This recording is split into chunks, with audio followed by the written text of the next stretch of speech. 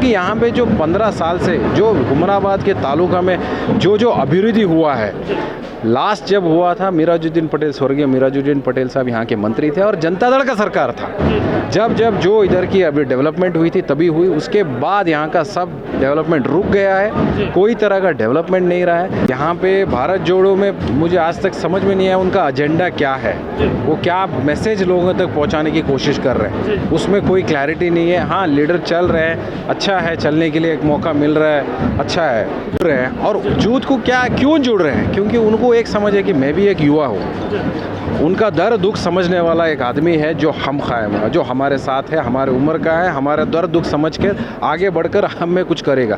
तो जैसे आपको मैं पहले ही बताया था, जितने जेडीएस के बड़े लीडर हैं सबका इंटरव्यू मैं एक से आपके सामने लेकर आ रहा हूँ। जैसे आपने कई इंटरव्यू मेरे चैनल पर देखे हैं, तो अभी हमारे साथ मौजूद है सीएम फैज, जो कि हुमनाबाद से कैंडिडेट है जेडीएस के। उनसे बात करते हैं इलेक्शन के रिलेटेड और यहाँ पर जो पंच यात्रा निकाली गई उसके रिलेटेड। तो सर, ये जो यात्रा है, ये यात्रा आपके इलाके में आ चुकी है, तो कैसा लग रहा है आपको?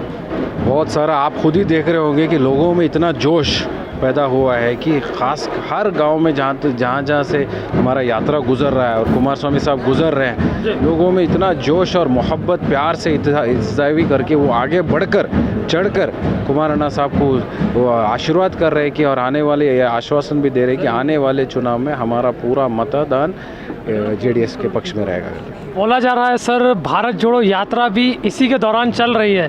क्या भारत जोड़ो यात्रा का असर और ये पंच यात्रा का असर जेडीएस पर और कांग्रेस पर होगा? देखिए, भारत जोड़ो और पंचरत्न यात्रा पे दो डिफरेंस है। आप इसको दोनों को एक मत जोड़िए। यहाँ पे भारत जोड़ो में मुझे आज तक समझ में नहीं आया उनका एजेंडा क्या है, वो क्या मैसेज लोगों तक पहुँचाने की कोशिश कर रहे हैं, उसमें कोई क्लैरिटी नहीं है। हाँ, लीडर चल रहे हैं, अच्छा है, चलने के लिए एक मौका मिल रहा है, अच्छा है।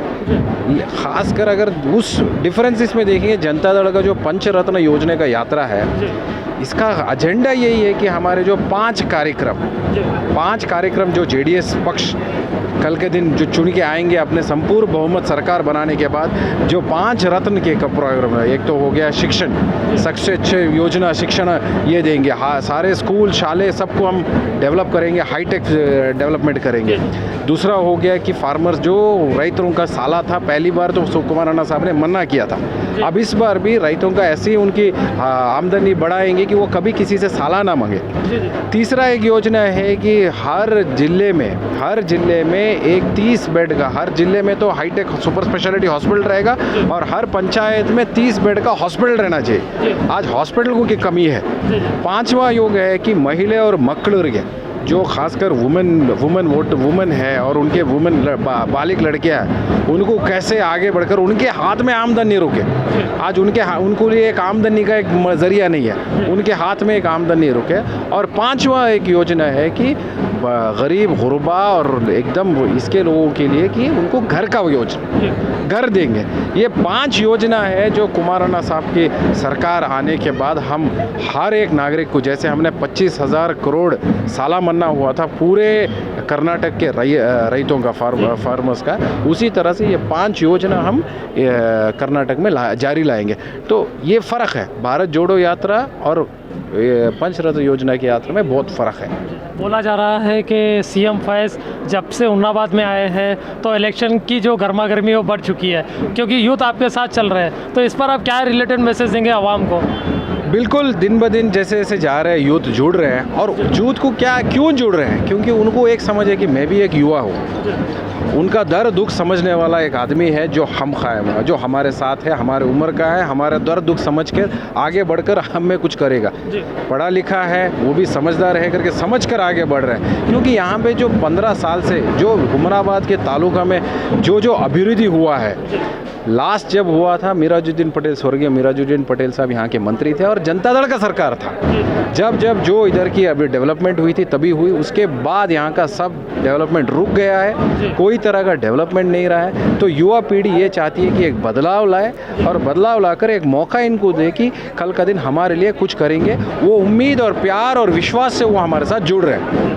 एक वीडियो है जैसे कि एक घर है जल चुका है, आपके ताल्लुक से चल रहा है। यहाँ के प्रेजेंट एमएलए विजिट नहीं करे मगर आप करें, तो ऐसा क्यों और क्या हो रहा है ये? क्योंकि प्रेजेंट एमएलए रहते हुए वो घर जल गया मगर विजिट नहीं करे। देखिए प्रेजेंट एमएलए गए क्यों नहीं गए मैं इसके बारे में चर्चा नहीं कर सकता, लेकिन हाँ मैं एमएलए नहीं हूँ लेकिन एक आम आदमी हूँ, एक नागरिक हूँ जो दर्द दुख समझता हूँ लोगों की, वो समझ कर यहाँ तक आया हूँ कि उनकी क्या है माली हालत, जाकर जो मेरे हाथ से मुनासिब हो सका मैंने किया है और उनको आगे भी उनके बच्चे हैं, छोटे छोटे बच्चे, आगे भी जो मेरे हाथ से होगा इंशाल्लाह करूँगा। आने वाले इलेक्शन को लेकर क्या मैसेज देंगे? Last question. बिल्कुल, आने वाले इलेक्शन में मेरी हर ख्याल से हर से उनकी एक ही गुजारिश है कि समझकर योजना के बारे में समझे, अपने भविष्य के बारे में सोचे और बढ़कर कि एक युवा आदमी है, एक बदलाव लाए।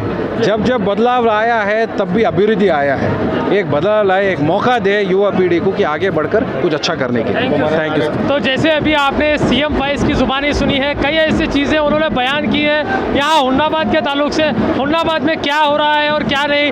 तो हुन्नाबाद में जो डेवलपमेंट नहीं आया है ये सीएम फैज़ ने कहा है, और एक घर का जो जल चुका था उसके रिलेटेड भी हमने उनको क्वेश्चन किया तो उन्होंने कहा यहाँ के जो एमएलए हैं उन्होंने क्यों विजिट नहीं कर रहे मुझे पता नहीं, मगर मैं विजिट कर आवाम के बीच में हूँ। तो आपकी क्या राय है कमेंट सेक्शन में ज़रूर बताएं। मैं रिपोर्टर फैयाज, कैमरामैन मोहसिन अंसारी के साथ।